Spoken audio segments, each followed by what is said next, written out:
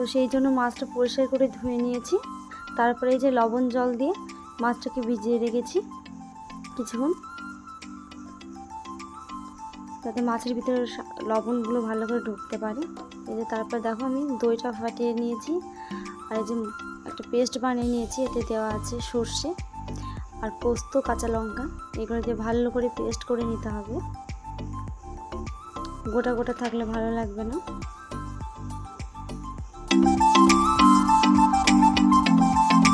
তারপরে যে দেখো দইয়ের ভিতরে লঙ্কাটা ভালো করে দিয়ে নিয়েছি, দিয়ে মিক্স করে নেব। যতক্ষণ মিক্স না হচ্ছে তখন খুব সুন্দর করে মিক্স করতে হবে মশলার সাথে।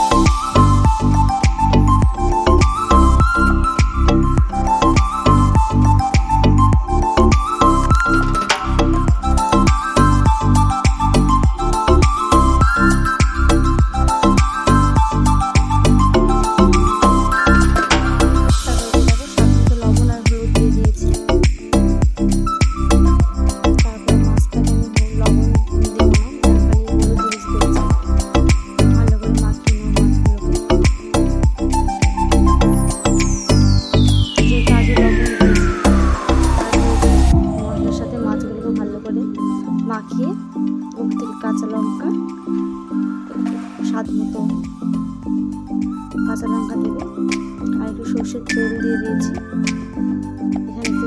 তারপরে যে দেখো আমি ভাপে বসিয়ে দিয়েছি।